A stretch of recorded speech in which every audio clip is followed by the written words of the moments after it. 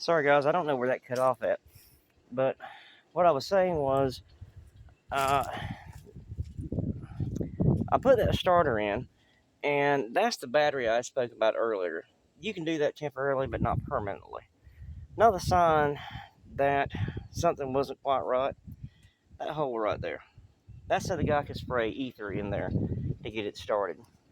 And then the reason why is because the glow plugs are not put in there, are not wired correctly. They're wired with household wire, and that's just not going to work. Chances are these glow plugs are the original and are dead anyways. So if anybody knows where I can find aftermarket glow plugs, please leave me a comment, let me know. Also, if you know exactly what this tractor is, I know it's an International. I was told it was a 440 6-cylinder diesel. I can't find any pictures online. I've seen one picture of one that looked close to this one, but nothing that looked exactly like it. So if you know what it is, besides an International, leave me a comment and let me know. I'm not 100% sure what it is. I know it's an International. Like I said, I was told it was a 440, but your guess is as good as mine. Alrighty, guys, go ahead and get this done, and then we'll try it. Guys, something I want to point out to you real quick while we're here. That is hydraulic fluid. Now, hydraulic fluid is not supposed to look like milk. So if you get an older backhoe or any other kind of farming equipment and the fluid looks like milk, what it means is there's water in that fluid, and that could be where it's been sitting out for a long time. There's no telling. Chances are that's what it is. But just be aware of that. If you do get one and you see that, go ahead and change all your fluids and just be done with it. Now, I know hydraulic fluid right now is $68, $70 a 5-gallon bucket. If you don't do it now and you wait, you're going to be paying $150, $200 for 5 gallons of hydraulic fluid or rear fluid. Just go ahead and do it and be done with it. All right, guys, I've got this. I had to end up rewiring the switch, and I used 2 wires because I didn't have anything thick enough what I wanted. So I had to use 2 wires and combine them together. Something I want to show you. This used backhoe that I bought, what he had this switch wired up with was 12-2 housing wire. Now, in a pinch, that can work. It's probably pretty good, but it's still something you don't really want to do because this stuff's not designed for that. And it'll dry rot and break up real easy. So try not to do that kind of mess. Now, like I said, if you're in a pinch, understandable. It happens to us all. But what we're getting ready to do now, I've already got the switch fired up. I've got this lead wired put in, and I'll be putting in my main voltage line. Now, the battery's not hooked up. That's very important. Take your positive off before you do anything, and I should have told you that to start off with. Something else that I did find while I was messing with the wiring, I found out why the glow plugs are not working. The glow plugs are wired just directly to the amperage gauge. It's not going anywhere. Don't know why. I could not tell you. I think there's another wire in here, and I think actually what it is this goes up to the amperage and then goes back to the glow plugs. And if that's the case, what I'll end up doing is rewiring it so I have a separate glow plug switch. Now, this one, it doesn't have all that. I don't know exactly how this one was wired, and finding anything on it's very difficult. So again, if you know what this tractor is, please leave me a comment. Tell me.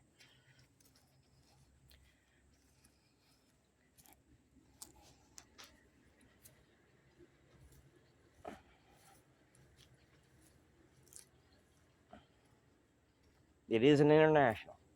Like I said, I was told it was a 440. I could be wrong. 6-cylinder diesel.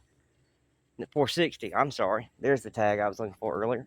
It's a 460 Disney diesel utility tractor. It is a 460. I can't find anything on it. Now, somebody had told me this actually was a John Deere, but they didn't know the number. Something about International had bought the rights from John Deere for a little while and had done this. But this is an International 460 diesel utility tractor. So any information you can find me on this, I'd very much appreciate it. I knew I'd seen that tag somewhere. I kept saying 440, 460.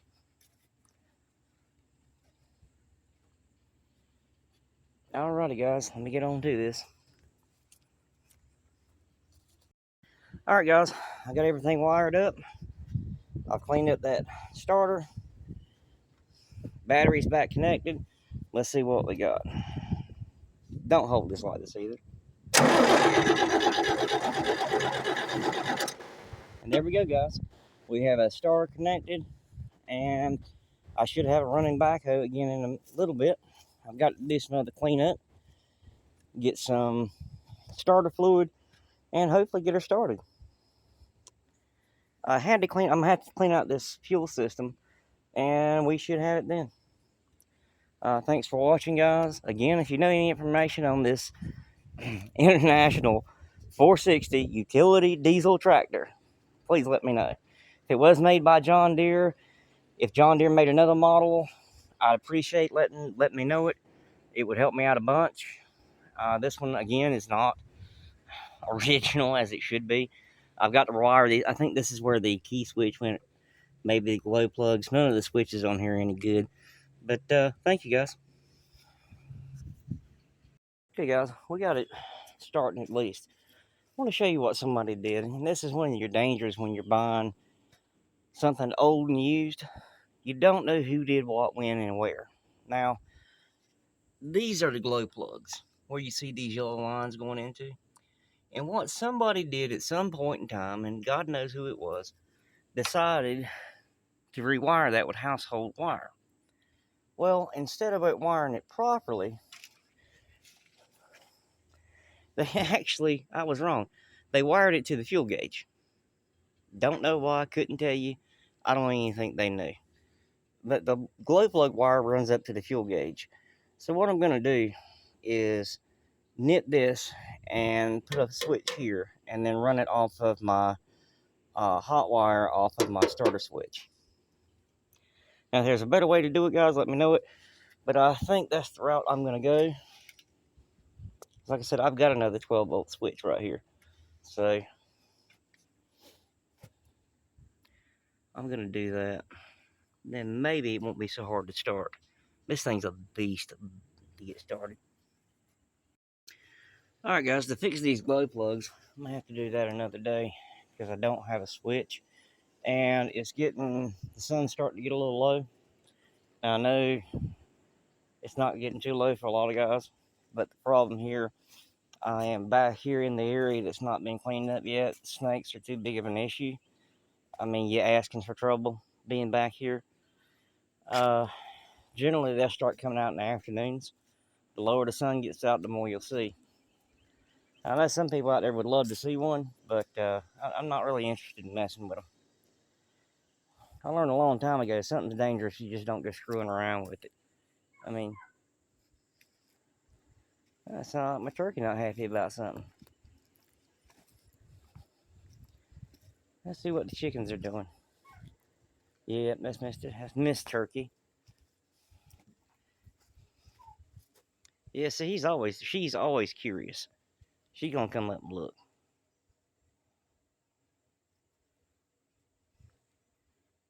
Mm-hmm. I know what she wants. She wants me to take some of these greens and throw across the pen for her.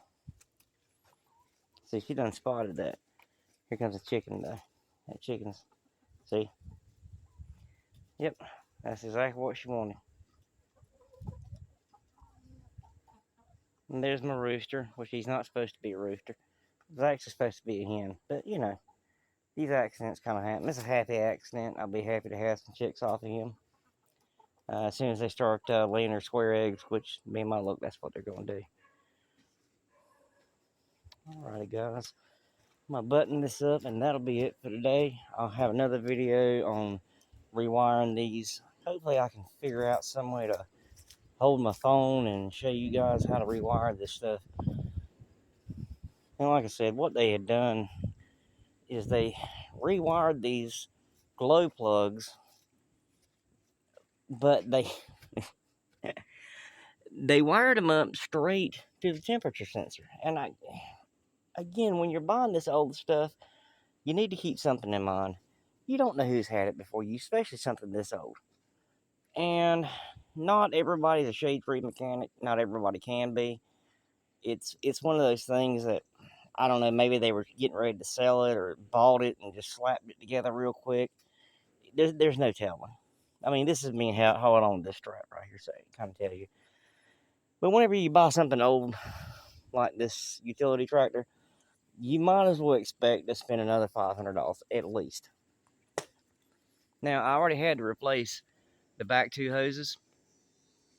They were busted, completely busted. A lot of these hoses, and anybody who messes with the hydraulics still look at them and say, yeah, they got to be changed. This one I had to get out with an easy out and put it back together. And I still got to put the foot on it. I could put some heat on this to be able to break the bolt loose. But my main concern was getting this starter redone, which I've done. Now, how long it can last is anybody's guess.